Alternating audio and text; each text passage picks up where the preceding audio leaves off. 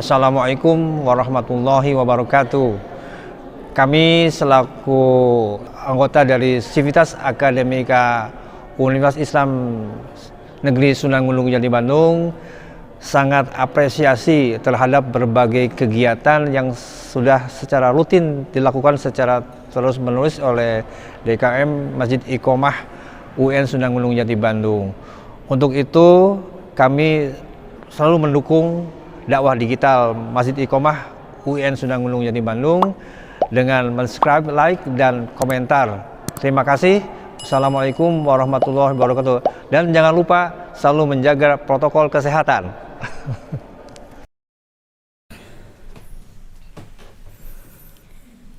Assalamualaikum warahmatullahi wabarakatuh. Alhamdulillahilladzi hadana lihadza wa ma kunna linahtadiya laula an hadanallah. Asyhadu an la ilaha illallah wahdahu la syarikalah wa asyhadu anna Muhammadan abduhu wa rasuluhu man la nabiyya ba'dah. Allahumma salli wa sallim wa barik ala habibinal karim sayyidina wa maulana Muhammadin wa ala alihi wa sahbihi ajma'in. Faqala ta'ala fi kitabil ajiz wa huwa asdaqul qailin. A'udzu billahi minasyaitonir rajim. Bismillahirrahmanirrahim.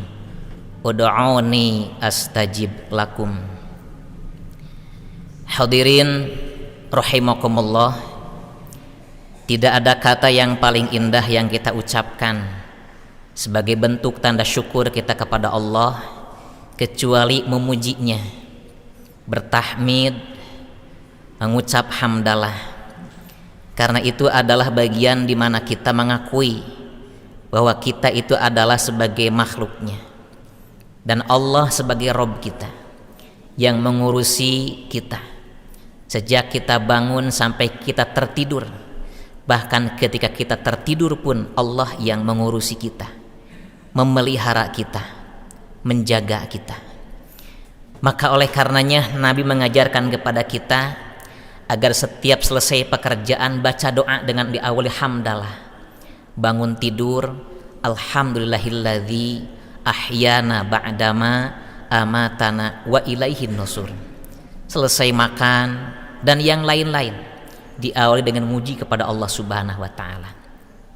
Hal ini agar kita mengenal bahwa kita itu adalah makhluk yang lemah, tidak punya kekuatan, tidak punya kemampuan, kecuali semua itu atas anugerah dari Allah Subhanahu wa taala.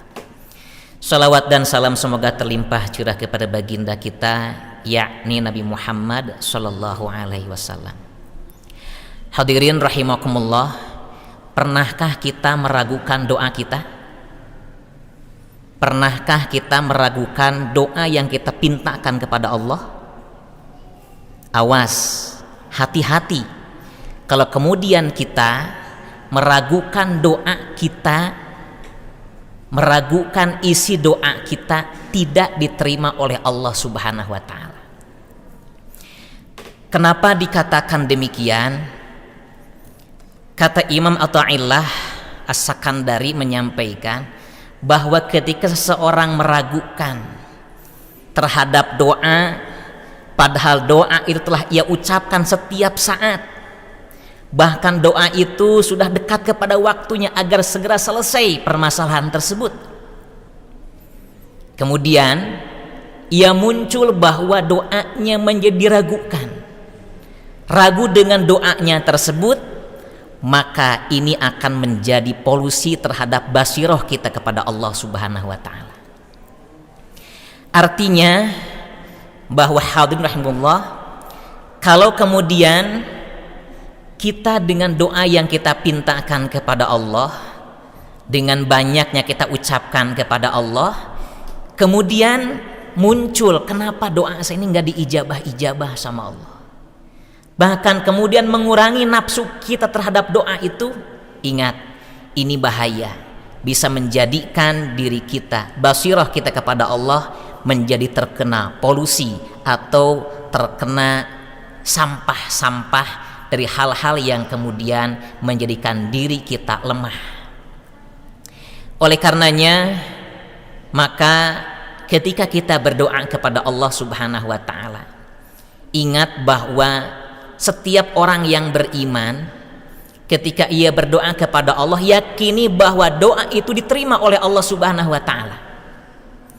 Perkara ditunaikan langsung pada waktu yang ia inginkan itu urusan Allah. Perkara kemudian doa itu diberikannya nanti kapan-kapan itu pun urusan Allah. Karena yang mengetahui diri kita hanya Allah Subhanahu wa taala. Yang mengetahui kapan waktu yang tempat diberikan kepada kita hanya Allah Subhanahu wa taala. Yang tahu kapan, posisi apa, keadaan apa doa itu akan diijabah oleh Allah, hanya Allah yang tahu. Kita ini tugasnya hanya berdoa, beribadah kepada Allah Subhanahu wa taala. Dan kemudian semua yang kita rencanakan itu tidak didasari atas kesum'ahan kita, keyakinan yang terdapat dalam diri kita. Karena innan nasa bitadbir wallahu bitakdir. Manusia itu hanya merencanakan, sedangkan ketentuan itu datangnya dari Allah Subhanahu wa taala. Kemudian masalah doa itu pun seperti itu. Ketika seorang berdoa itu dalam sebuah hadis riwayat Tirmidzi disampaikan kepada kita, ma min muslim yad'u bida'watin, tidaklah seorang muslim itu meminta kepada Allah Subhanahu wa taala dengan sebuah permintaan, laisa fihi ithmun wala qati'ur rahimi, sedangkan doa itu tidak bercampur atau tidak ada unsur di dalamnya yang mengandung dosa, dan tidak ada unsur untuk memutuskan silaturahmi, illa a'tallahu ihda thalatin, Allah akan memberikan minimal satu dalam 3 hal. Apa yang pertamanya? Yang pertamanya adalah ayu ajilahu fid dunya, boleh jadi doa itu disegerakan, dikabulkan oleh Allah Subhanahu wa taala. Allah melihat diri kita butuh, dan Allah melihat waktu yang tepat diberikan kepada kita, momen yang tepat, keadaan yang tepat, dan kita pun dipandang oleh Allah tidak akan menjadi sombong dengan dikabulkannya doa itu, maka Allah berikan yu'ajjilahu, dipercepat. Tetapi wa imma yudakhirahu fil akhirah, boleh jadi doa yang kita minta ini tidak Allah segerakan di dunia, tapi Allah kemudian simpan, yudakhirahu fil akhirah, Allah simpan doa itu untuk kebaikan kita di akhirat. Artinya dengan doa yang kita pintakan kepada Allah Subhanahu wa taala, Allah persiapan yang lebih baik daripada doa itu, yaitu surga Allah Subhanahu wa taala. Dan yang ketiganya, wa imma ayyusrifa anhu minasu, boleh jadi juga doa itu ketika Allah tidak mendahulukan, tidak juga menyimpannya nanti yaumul jaza, tapi Allah menjadikan diri kita terpelihara dari hal-hal yang buruk. Mudah-mudahan kita semuanya dengan doa yang kita punanjatkan tidak pernah berhenti, karena dalam sebuah hadis juga disampaikan kepada kita, innallaha yuhibbu al-mulihina fid du'a, sesungguhnya Allah mencintai orang-orang yang mulihin dalam doa. Siapa orang-orang yang mulihin? Yaitu orang-orang yang senantiasa meminta kepada Allah tanpa pernah berhenti. Wallahul muwafiq ila aqwamit thariq. Assalamualaikum warahmatullahi wabarakatuh.